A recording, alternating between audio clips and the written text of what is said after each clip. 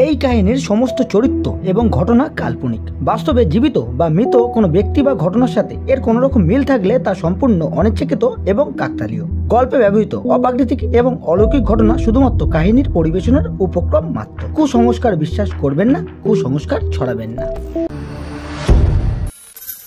মন্ডল স্টুডিওর নিবেদন গল্পের ভান্ডার।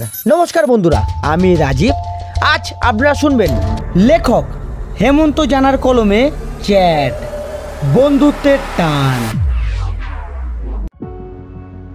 গত 15 দিন মিত্রার সঙ্গে অন্তত 25 বার, প্রণয়ের সঙ্গে 5 বার, রাকেশের সঙ্গে 7 বার ফোনে কথা হয়েছে।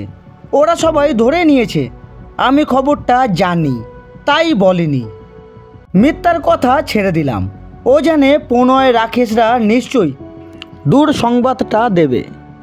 বাড়ি গেলে মিত্রার আর ওদের দুজনের মধ্যে আমার সময়ের ভাগবটরা নিয়ে একটা ঠান্ডা লড়াই চলে। মিত্রা ঠেস দিয়েও বলে, বন্ধুদের নিয়েই তো থাকলে পারতে, বিয়ে করতে গেলে কেন? আবার প্রণয় আর রাকেশের ঢেসের ভাষাও আদিরস ভরপুর। ফোন করলেই ভুড়ি ভুড়ি সেই রসগোলা ছুঁড়ে দেয় আমার দিকে। বিয়ের পর কোনো ছেলের এমন বদল নাকি ওরা দেখেইনি, তাই ওরাও ধরেই নিয়েছে মিথ্যা আমাকে নিশ্চয়ই বলেছে। আর এই ভুল বোঝাবুঝির মাঝে পড়ে আমার জীবনে এক আশ্চর্যের ঘটনা ঘটে গেছে গত 15 দিন। বিশ্বাস করতে পারছি না। প্রতিদিন রাত 12টার পর ফেসবুকে এক অশরীরীর সঙ্গে চ্যাট করে গেছি আমি। আমার পাড়ার ছেলে সন্তু। বাড়ি এলে সন্তুর সঙ্গে কিছুটা সময় আমার কাটতো। ওর সঙ্গে একটু আলাদা বিষয় নিয়েই আলাপ চলতো, যেমন দেশ রাজ্যের পলিটিক্স, অর্থনীতি, পাড়ার সংস্কৃতির হাল, এই সব নিয়ে সন্তুর যুক্তিপূর্ণ তর্ক আলোচনা ভালোই লাগতো। আমার পুলিশে চাকরি, ডিউটির বাধা ধরা সময় নেই। রাতে ডিউটি থাকলে ফেসবুকে সন্তুর সঙ্গে চ্যাট করি। পাড়ার ভালো মন্দের খবর সন্তুই জানায়। সন্তু ভালো ক্রিকেট খেলে, তাই ওকে ডেকে নিয়ে যেত পাশের গ্রামের ক্লাব। সেই খেলাই কেড়ে নিল ওকে। সেদিন রবিবার, আমার মর্নিং ডিউটি। বিকেলে একবার কিছুক্ষণের জন্যে সন্তুকে পেলাম। ও বলল, মাঠে আছি, ডে নাইট ম্যাচ। রাতে ফেসবুকে আর আসেনি। সকালে অনলাইন হতেই দেখি সন্তুর মেসেজ, আমি শূন্য পানেছে। এটাকে সন্তুর আরও 5টা পাগলামির মতো ধরে নিয়ে লিখি, কাল ম্যাচ কেমন হলো? সারাদিন মেসেজের কোনো উত্তর এলো না। জানি সারা রাত খেলেছে, তাই হয়তো এখন ঘুমাচ্ছে। রাত 12:30। আমি মোবাইল ভ্যানে বসে ফেসবুক অন করতেই দেখি সন্তু ইনবক্সে লিখেছে, কাল ম্যাচ হলো না আমার জন্যেই, আমার সামান্য ভুলের মাসুল দিতে হলো আমাকে। আমি লিখলাম, কি হয়েছিল? ও লিখলো, আরে বলো না, পিন্টুর ওপর দায়িত্ব ছিল ইলেকট্রিকের, কি যে করলো ছেলেটা, মনে হয় ভালো করে আর্থিং করেনি, মাইক্রোফোনটা হাতে নিতেই চারদিক অন্ধকার। তারপর কি হলো? শট খেলাম, আর কিছু মনে নেই। জোর বেঁচে গেছিস তাহলে। ও পাল্টা লিখলো 3টে গোলমুখের সিম্বল। তার ইঙ্গিত আমি বুঝতে পারিনি, ভেবেছিলাম ওগুলো বুঝি ভালোরই সূচক। আমি পাল্টা বুড়ো আঙুলের সিম্বলটা পাঠালাম। এখন লজ্জায় মাথা কাটা যাচ্ছে আমার। পরের দিন ফের রাত 12:30 নাগাদ সন্তুর সঙ্গে চ্যাট শুরু হলো। হ্যাঁ, আরেকটা ব্যাপার, সন্তু দেখি আমার প্রোফাইলে ঢুকে পুরনো ছবিগুলো সব লাইক করেছে। কোনোটায় কমেন্ট করেছে সুখের সেদিন, কোনোটায় অবাক পৃথিবী, অবাক করলে মোরে। একটা ছবিতে আবার লিখেছে, যেদিন পড়বে না মোর পায়ের চিহ্ন। ছবিতে মাঝে মাঝে ও আর 5 জনের চেয়ে আলাদা কমেন্ট করে। এর মধ্যে নতুনত্ব কিছু খুঁজে পেলাম না। লিখলাম, সকালে তোকে ফোন করেছিলাম, ফোন সুইচ অফ ছিল। সন্তু লিখলো, খেলার সময় ফোনটা অফ করা ছিল, তারপর থেকে আর অন হয়নি। আজ খেলেছিস? আমি জানতে চাইলাম। ও লিখলো, আর খেলবো কি করে? আমি লিখলাম, শট খেলে শরীর একটু দুর্বল লাগে, আস্তে আস্তে সব ঠিক হয়ে যাবে। ও পাল্টা লিখলো। পরের দিন ডিউটির অবসরে ফেসবুকে এসে দেখি সন্তুর মেসেজ, বাড়ি এলে এবার তোমায় একটা সারপ্রাইজ দেবো। আমি লিখে পাঠাই, একটু হিন্স দে। পাঠালো 2 হাড়ের মাঝে মাথার খুলির সিম্বলটা, যার অর্থ বিপদ সংকেত। আমি পুলিশ সুলভ দম্ভে লিখি, আমাকে বিপদে ফেলবে? কোন বেটা সে? খুব সাহস দেখছি তো। জানিস তো পুলিশ ছুলে বাঘের চেয়ে যন্ত্রণা বেশি। কালবৈশাখী ঝড়ের তাণ্ডবে সেদিন গাছপালা সব উবুর হয়ে শুয়ে পড়েছে। চন্দননগর শহরটা অন্ধকারে ডুবে। আমার নাইট ডিউটি। গাড়িতে আমি আর আমার সহকর্মী বিমল বসে আছি। আমাদের সামনেই একটা শিরীষ গাছ, সমূলে উৎপাটিত, শিকড়গুলো কোষে দাঁতের মতো হা হয়ে আছে। আমি গাড়ির সামনের সিটে বসে, বিমল ড্রাইভারের জায়গায়, আর ড্রাইভার দা পিছনের সিটে ঘুমাচ্ছে। বিমলের মাথা ঘুমে লুটিয়ে পড়েছে স্টিয়ারিংয়ে। আমি ফেসবুকে অপেক্ষা করছি সন্তুর জন্য। ডিউটি বেরানোর আগে মিত্তার সঙ্গে কথা হয়েছে। ওইদিকেও বেশ ঝড় বৃষ্টি হয়েছে। সন্তুও মনে হয় এমন দিনে তাড়াতাড়ি ঘুমিয়ে পড়েছে। না, ঠিক 12:30 বাজতেই জল জল করে উঠল সন্তুর নামের পাশটা। লিখলাম, এমন ঠান্ডা ওয়েদারে এখনো ঘুমাসনি? ও লিখলো, এ রাজ্যের বাসিন্দারা রাতে ঘুমায় না। কোনো গুরুত্ব না দিয়ে লিখলাম, এতক্ষণ কি করছিলিস? সন্তু অবাক করে লিখলো, খেলছিলাম। ঝড় বৃষ্টির রাতে কোথায় খেলা হচ্ছিল রে? শূন্যে।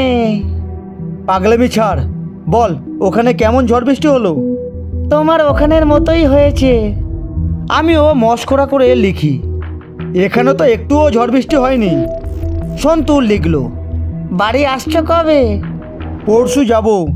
তোর সঙ্গে অনেক কথা আছে সন্তু। মিত্রা ডিস্টেন্সে এমএ করতে চায়। আমার সঙ্গে রাতে না হলে দেখা হবে না। কেন, কোথায় থাকবি? ও জানায়, এখন কোথায় কখন থাকি তার ঠিক নেই। ঝিমুনি আসছিল, সিটে শরীরটা এলিয়ে দিলাম। মিনিট 10 পরে একটা শব্দে ঝিমুনি কেটে যায়। দেখি সামনের নেতিয়ে পড়া গাছটার ডালপালাগুলো ঝড়ে লুটাপুটি খাচ্ছে। বাইরে হাত বের করে দেখি ঝড় নেই। সিটে টান টান হয়ে বসলাম। পুলিশের ওইসব কথা মনে আনতে নেই, তবুও গাটা ছমছম করে উঠল। গায়ের রোমগুলো সব দাঁড়িয়ে পড়েছে। এদিকে বিমলা ড্রাইভার দা নাক ডাকিয়ে ঘুমাচ্ছে। উৎপাটিত শিরীষ গাছটার যে ডালটা আকাশের দিকে মাথা তুলে আছে, তার একটা ডালে কে যেন বসে। বিদ্যুতের চমকের আলোয় তার পেছন দিকটা দেখা যাচ্ছে।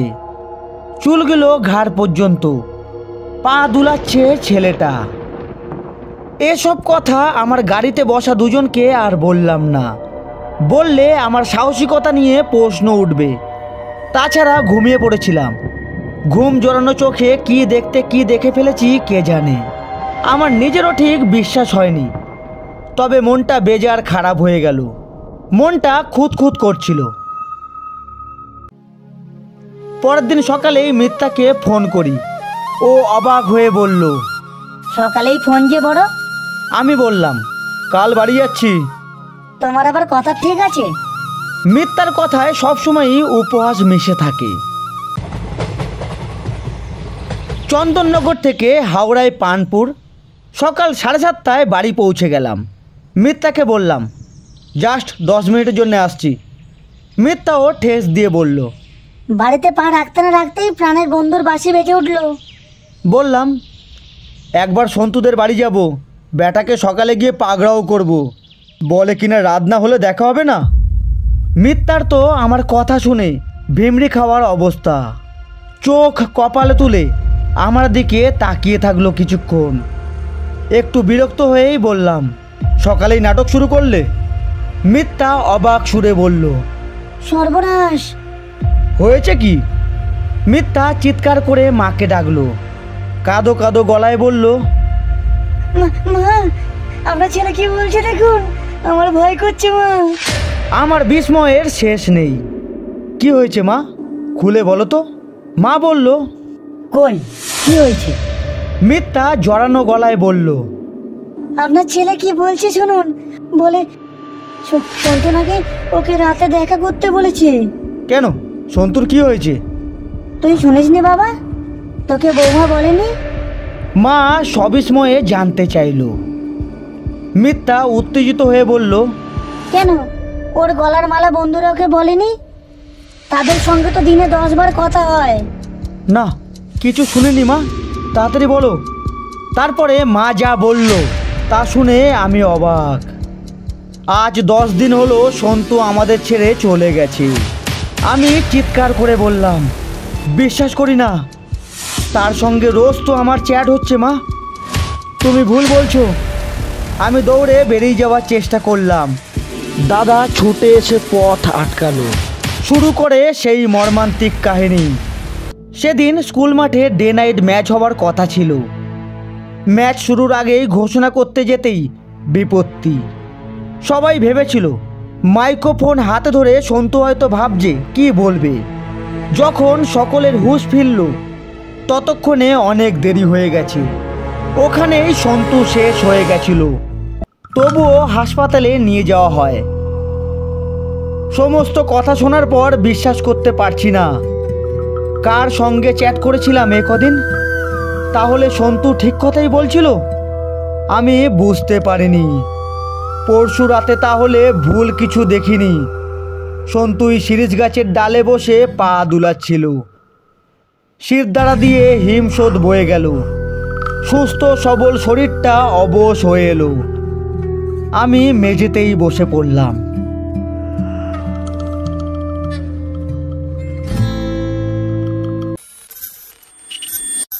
মন্ডল স্টুডিওর নিবেদন গল্পের ভান্ডার। নমস্কার বন্ধুরা, আমি রাজীব। আজ আপনারা শুনছিলেন লেখক হেমন্ত জানার কলমে চ্যাট, বন্ধুত্বের টান। গল্পটি কেমন লাগলো অবশ্যই একটি কমেন্ট করে জানাতে ভুলবেন না। আর ভিডিওটি ভালো লাগলে অবশ্যই একটি লাইক করে চ্যানেলটিকে সাবস্ক্রাইব করে আমাদের পাশে থাকবেন। আজ এতটুকুই, দেখা হচ্ছে আরও একটি নতুন গল্পের সাথে। ততক্ষণ নিজে ভালো থাকুন আর সকলকে ভালো থাকতে সাহায্য করুন।